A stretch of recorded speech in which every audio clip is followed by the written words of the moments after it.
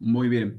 Continuamos, sí. Entonces, dijimos que estamos en el momento del nacimiento de Jacob y Esaú y todo lo que ello significa, por supuesto, ¿no? Y que recordamos a través de lo que Pablo escribe en Romanos, capítulo 9, que aún antes de que nacieran, ya Dios les había elegido, ¿no?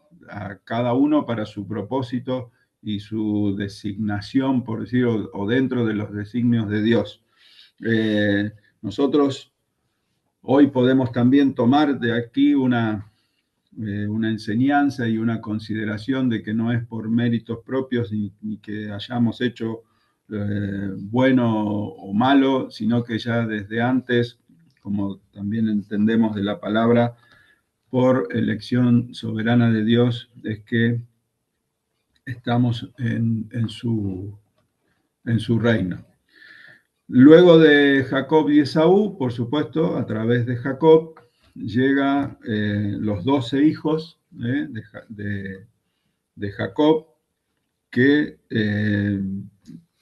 quizás pareciera que en principio no forman una gran nación, sino que es incipiente allí la nación y viene y entra en juego o entra en la historia José.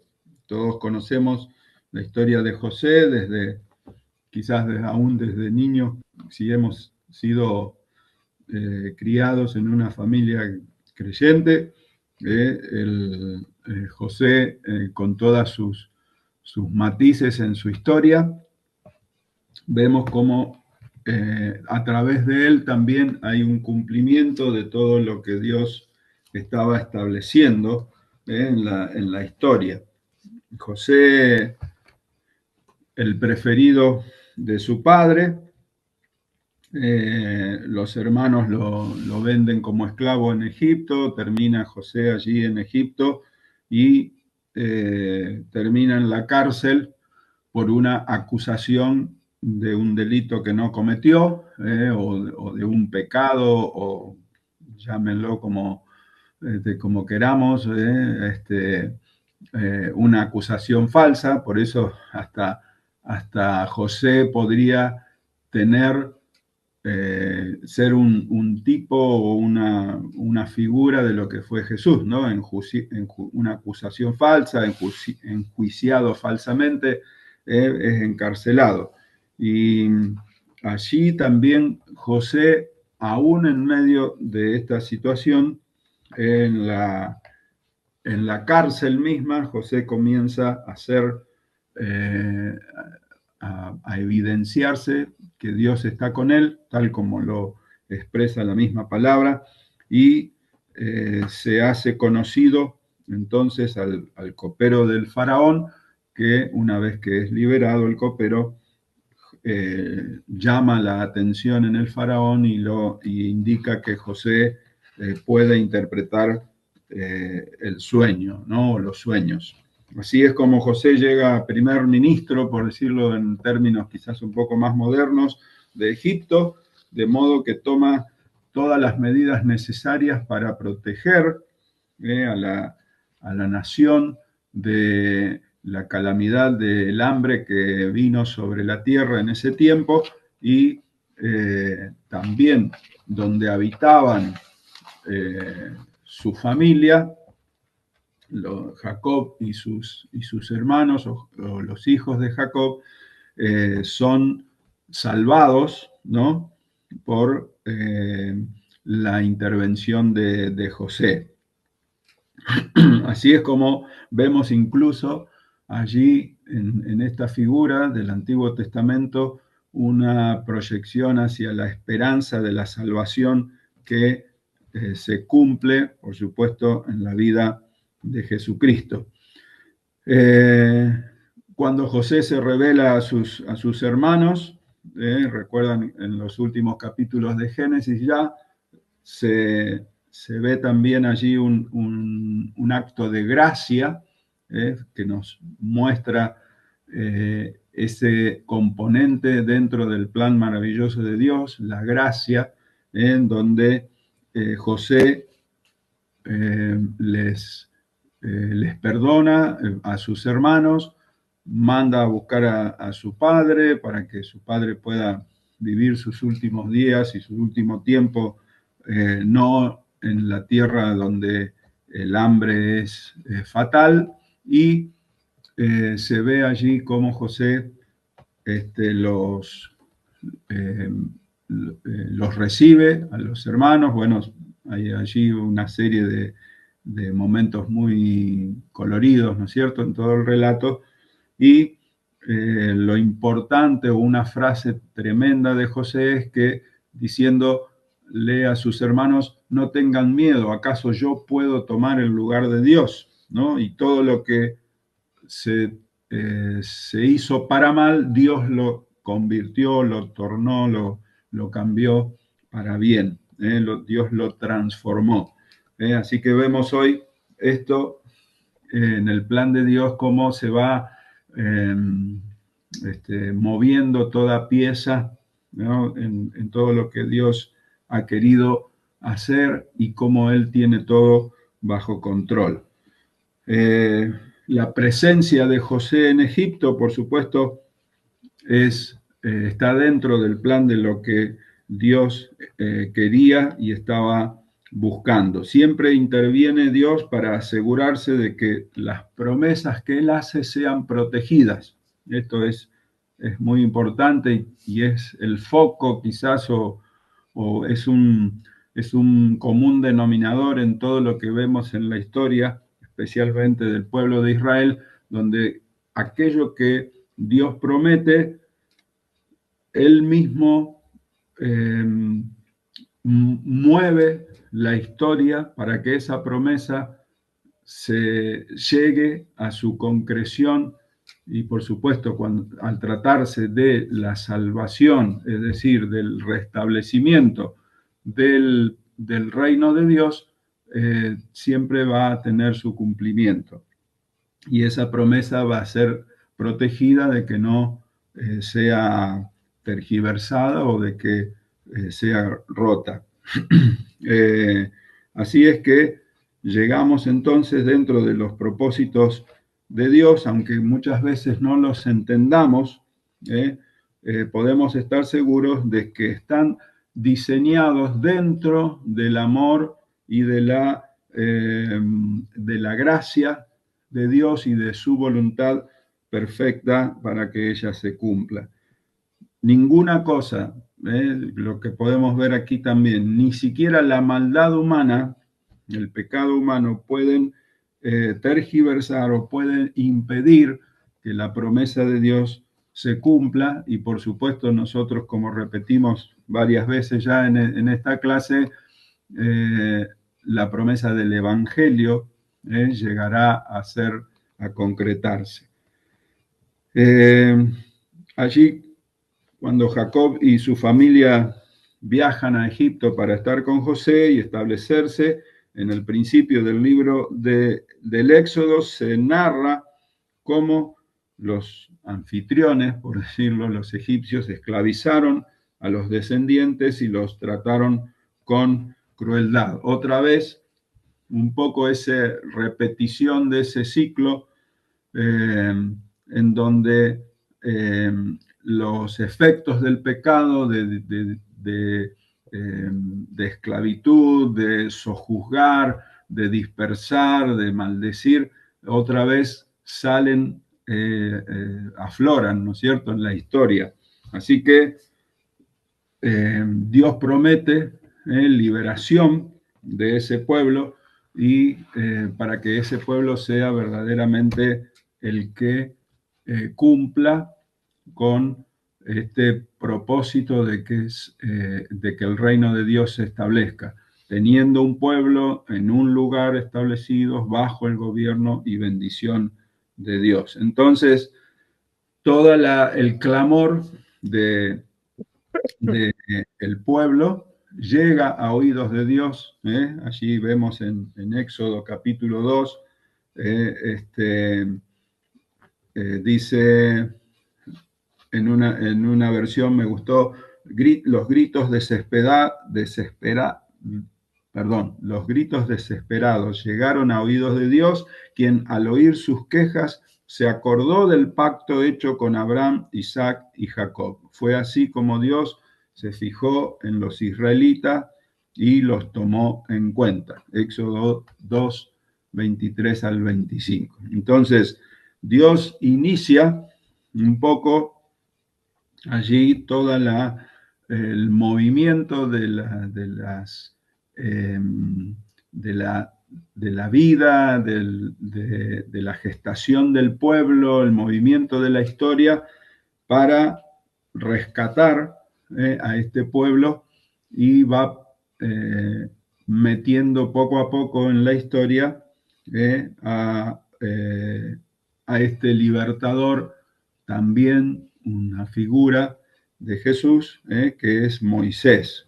Se le aparece en medio de la zarza, en Horeb, que es lo mismo que el monte Sinaí, y le dice que vaya frente a Faraón y que le pida libertad para su pueblo. Y se le revela allí entonces Dios con el nombre, Yahvé, o yo soy el que soy, según nos relata Éxodo 3:14. Este es un momento clave, ¿no es cierto?, también en toda esta parte de la historia que venimos desarrollando, donde Dios entonces ya es uno de los, quizás de los momentos más importantes en la historia, donde Él se da a conocer con un nombre, o la primera vez que lo pueden identificar, ¿no? Conocemos esta cuestión de la composición de esta palabra. En el hebreo no hay vocales, entonces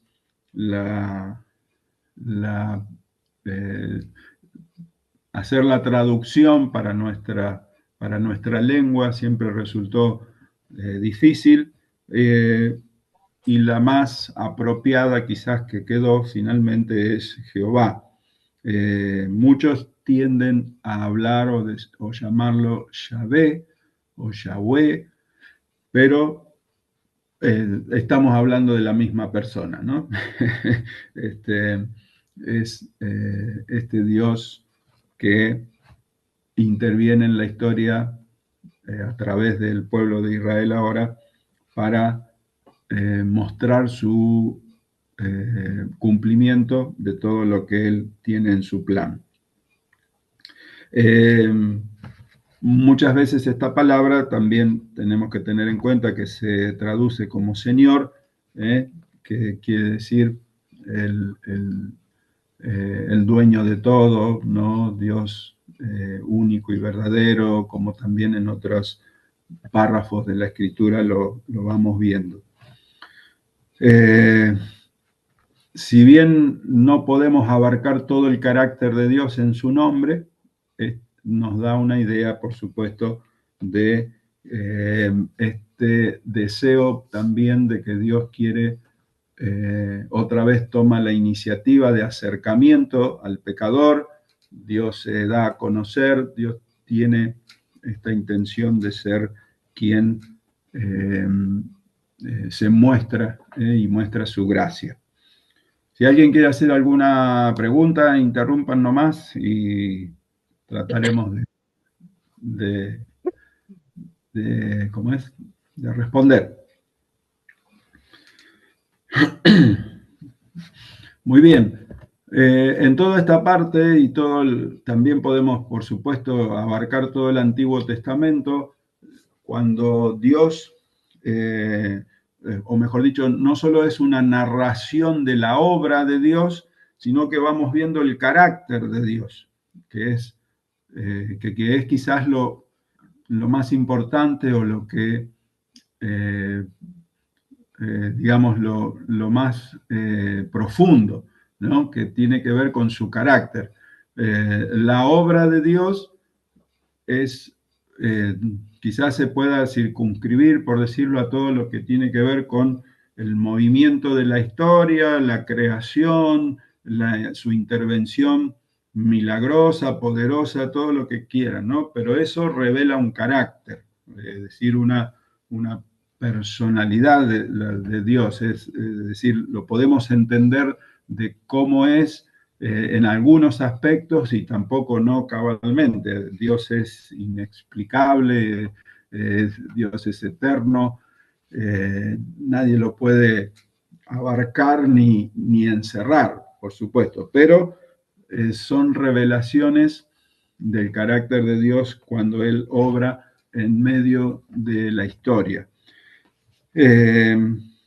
Quizás podemos en algún momento, al leer todo el Antiguo Testamento, podríamos decir o hacernos quizás algunas preguntas para que esa lectura tenga cierto grado de claridad, si no es también o parcial o totalmente. Hacer la pregunta, ¿qué me dice el pasaje?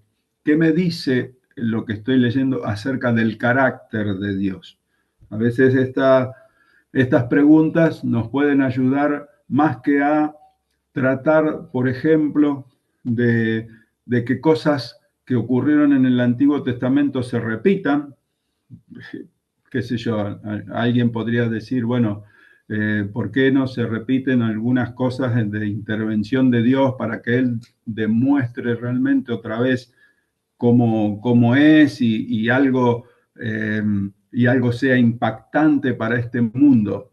No sé si les pasa por la cabeza por ahí o en el pensamiento, pero yo creo que al leer el Antiguo Testamento, hacernos esta pregunta, ¿qué me revela del carácter de Dios? Me va a llevar a que de alguna u otra manera su carácter se ha revelado perfectamente ya en Jesucristo, la gran o el pináculo de la revelación de Dios, y también para ver que todo lo que ocurrió en la historia de Israel o en el Antiguo Testamento iban mostrando esta progresión de la revelación de Dios. Así que es muy, o va a pasar muy seguido que cuando leamos el Antiguo Testamento y tratemos de buscar esta respuesta de qué nos revela del carácter de Dios, veamos y estemos en un buen camino de interpretación también sobre lo que significa o lo que está escrito y relatado en gran parte del Antiguo Testamento. No sé si queda un tiempito para el corte. Vos me avisás. Sí, queda todavía. Ah, perfecto. Muy bien. Seguimos un poco más adelante sobre la salida del pueblo de Israel o de los hebreos de la esclavitud en Egipto. Aquí vemos un gran mensaje o una gran revelación cuando vamos al Éxodo, ¿no? Y es entender que tenemos aquí los primeros indicios de la salvación por sustitución, es decir, lo que verdaderamente significa la Pascua. Moisés una y otra vez va ante el faraón, quiere liberar al pueblo, el faraón endurece su propio corazón, Dios endurece el corazón del faraón también, y entonces viene todo lo de las plagas sobre Egipto, que muestran el poder majestuoso de Dios, y con cada una de ellas el faraón rechaza esta deseo, ¿no es cierto?, de que los israelitas salgan de la esclavitud. Hasta que llega la última plaga, esta de la muerte de los primogénitos, en donde Dios muestra su juicio, un juicio terrible, la muerte de todos los primogénitos egipcios. Los primogénitos israelitas también son pecadores, también merecen la muerte, pero sin embargo Dios en su gracia provee un medio de escape, ¿no? Una forma en que este juicio no caiga también sobre ellos. Esto es importante también entenderlo porque es nuestra situación o la situación del ser humano en todo el tiempo, en toda la historia. Todos son merecedores, no es que lo merecían los egipcios y los israelitas no merecían la muerte, sino que el cumplimiento de todas estas cosas muestra esta gracia de Dios al proveer de una forma, de una manera de que ese juicio no caiga sobre todos, israelitas, egipcios, los que sean, porque recordamos y tenemos en cuenta que el ser humano como tal es el que ha pecado, ¿no? Y está separado de Dios. Entonces Dios provee esta manera y en representación del primogénito de cada familia se debía sacrificar un cordero, untar su sangre en el marco de la puerta, y Moisés dijo: cuando el Señor pase por el país para herir de muerte a los egipcios, verán la sangre en el dintel y en los postes de la puerta y pasará de largo por esa casa. No permitirá el Señor que el ángel exterminador entre en las casas de ustedes y los hiera. Esto está en Éxodo 12:23. Con este acto de salvación, con este acto de sustitución, es que vemos ya, vislumbramos, ¿no es cierto?, lo que ocurrirá a través de Jesús. Este es una preparación para un acto de mayor alcance. Esto era solamente para los israelitas allí en Egipto, pero el acto de sustitución de Jesús es de alcance universal, ¿no? Si lo podemos decir. Recuerdan que Juan el Bautista declaraba en Juan 1:29, aquí tienen al Cordero de Dios que quita el pecado del mundo. Este es una afirmación de lo que pasa o lo que pasó allí en el Cordero, en la Pascua, en la salida de Egipto. Y quizás podamos ver otro apartado sobre la salvación. Recién vimos la salvación por sustitución, es decir, alguien que sustituye a quien debía caerle el juicio. Ahora la salvación por la conquista, es decir, cuando el pueblo cruza el Mar Rojo, Faraón los dejó salir, pero cambia de opinión, y una vez que los esclavos fueron liberados, él envía su ejército tras ellos y pronto les da alcance. Los israelitas tienen por delante el Mar Rojo como barrera allí de su salvación, y detrás el ejército egipcio. Entonces, ellos mismos carecen de poder para salvarse por sí mismos, pero Dios interviene dividiendo el mar, lo cruzan a pie, los egipcios lo siguen y el mar regresa y los ahoga a todo el ejército del faraón.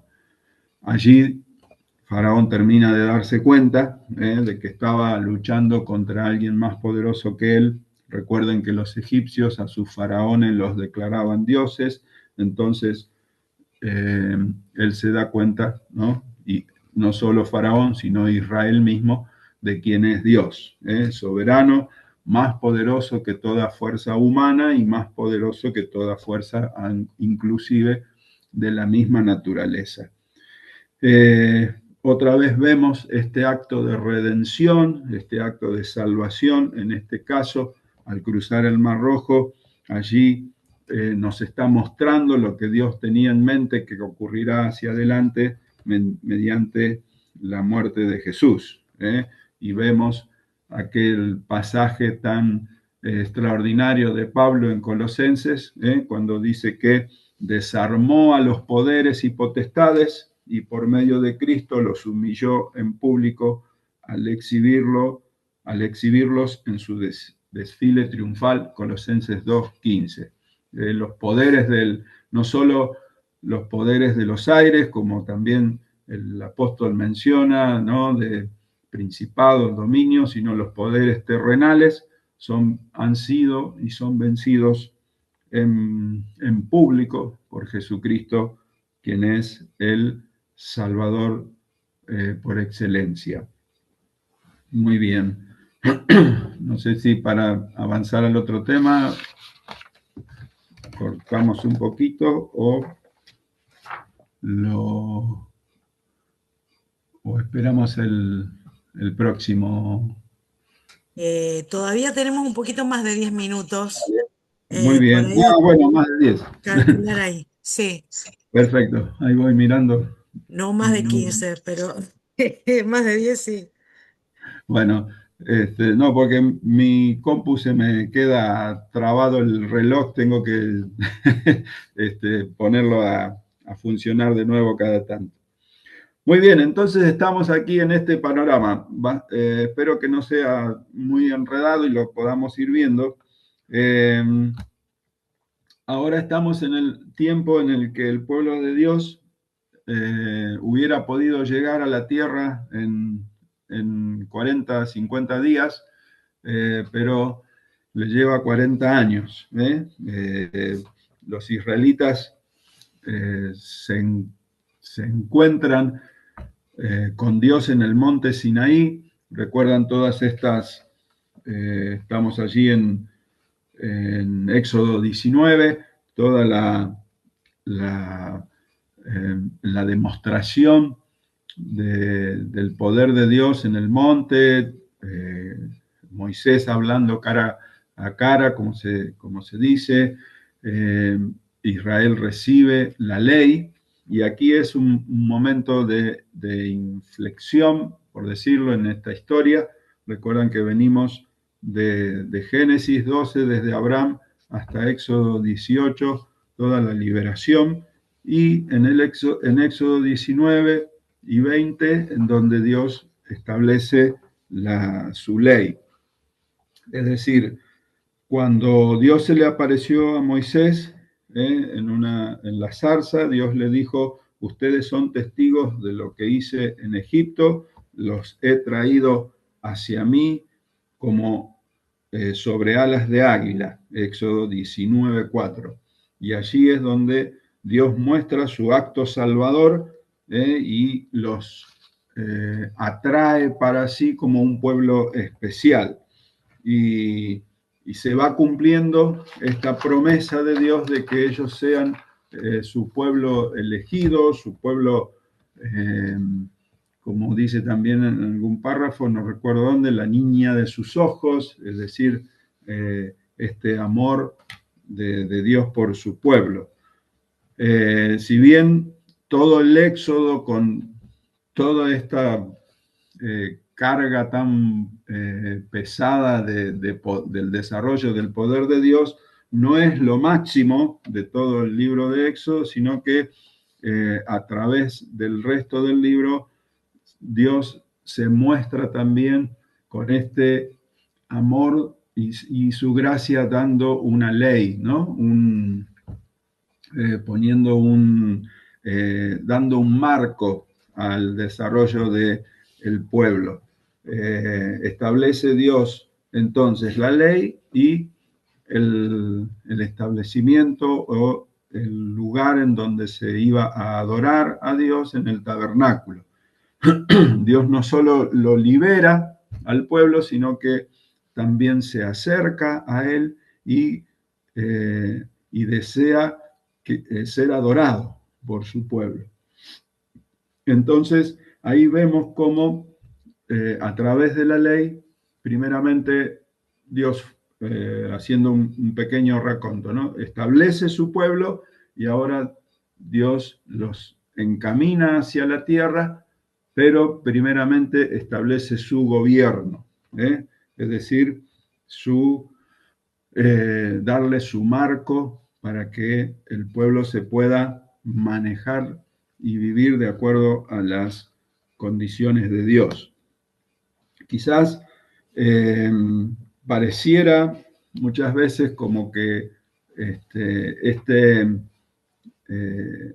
establecimiento de la ley hace que nos pongamos a pensar que es restrictivo, es algo que nos oprime, pero estando bajo la autoridad de Dios es que podemos tener verdadera libertad, y el establecimiento de la ley hace que sea también un marco en el que somos protegidos, en el que somos guardados.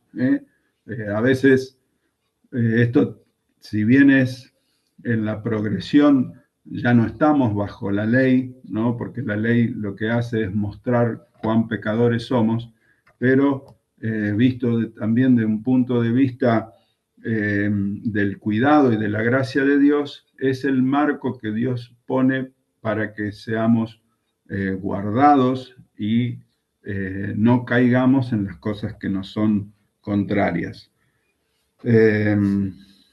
Estar bajo el gobierno de Dios siempre significa estar y tener su bendición. Y por supuesto recordamos todo lo que ya vimos desde Adán y Eva. La ley de Dios era para bien del pueblo. Esto es también un aliciente, por decirlo, de que muchas veces nosotros creemos que, o la gente común, ¿no?, cree que la ley de Dios es para oprimir.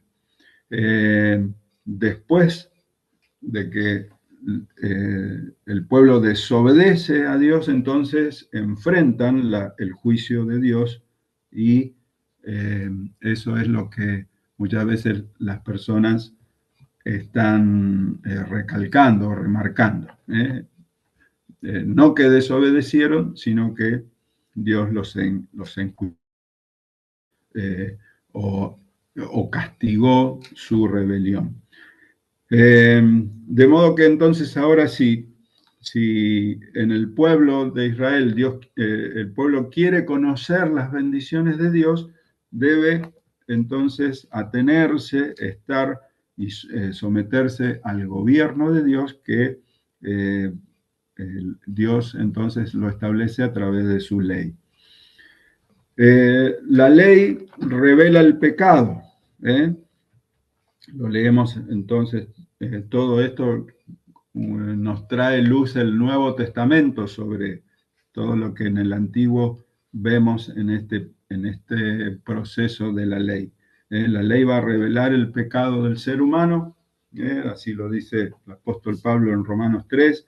La ley va a revelar al Salvador, así que lo vemos también en las cartas de Gálatas, capítulo 3. Y la ley revela las normas de Dios. No solo señala el pecado y al Salvador, sino también nos dice cómo Dios quiere que vivamos. Por supuesto que entendemos que el único que cumplió la ley es Jesucristo, y Él es el que nos manda y nos lleva a que podamos cumplir entonces y vivir bajo sus mandamientos. Los mandamientos ahora de la gracia de Dios en Jesús son cumplibles, porque Él envió su Espíritu en nosotros, ¿no? Y podemos encauzarnos bajo el señorío y el gobierno de Dios. Quizás podamos rescatar algunas otras cosas sobre lo que tiene que ver con la ley de Dios, que están en el Éxodo, cuando Dios les recuerda a su pueblo diciendo, yo soy el Señor tu Dios, en Éxodo capítulo 20, esta, eh, esta frase, ¿no? Y este mandamiento también hace que el pueblo tenga identidad, ¿no?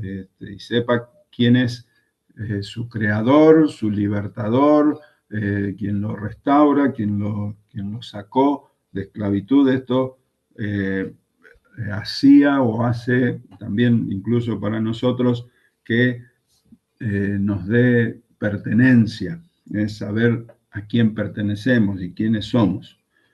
Dios los redimió antes de darle la ley y la obediencia del pueblo a esa ley no era para ganar la salvación. Dios ya los salvó y luego les dio el marco de la ley, ¿no es cierto? Así que la obediencia no es un intento de que el pueblo pueda salvarse, sino al contrario, ¿no? O como siempre estamos diciendo, la iniciativa vino de Dios, que primero los salva y luego establece el marco con el que, mediante la obediencia a Dios, ellos vivirían bajo su gobierno.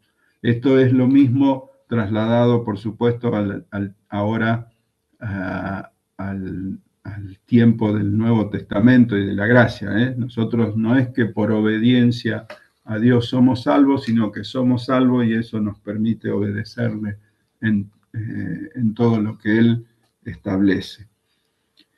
Porque somos el pueblo o eran el pueblo de Dios, debemos vivir de una manera o debían vivir de una manera específica de acuerdo a lo que Dios estableció. Y eso se ve allí en el Levítico, todo lo que tiene que ver con lo que Dios le dio al pueblo. La orden, por decir, es manténganse santos porque yo soy santo. Es decir, la santidad de Dios compartida, si se puede aceptar la expresión, a este pueblo que Dios mismo rescató y que al darle este marco de la ley, ellos pueden entonces santificarse, estar en esta condición de ser santos porque Dios es santo. La ley se diseñó para enseñarles lo que significaban estas palabras de la ley. Es decir, Dios les dio la ley para que ellos puedan tener entendimiento de, de los mandamientos principales de Dios. Jesús luego los redujo, por decirlo, o los agrupó. Cuando encontramos a Jesús diciendo, amarás al Señor tu Dios con todo tu corazón y a tu prójimo como a ti mismo, son el compendio de toda la ley que Dios había dado. Allá en Mateo 22 es donde Jesús resalta esto. Bueno, ahora vamos a migrar al tercer encuentro. Ya se Bárbaro. puede cortar. Bueno, Perfecto. listo. Podemos ir saliendo.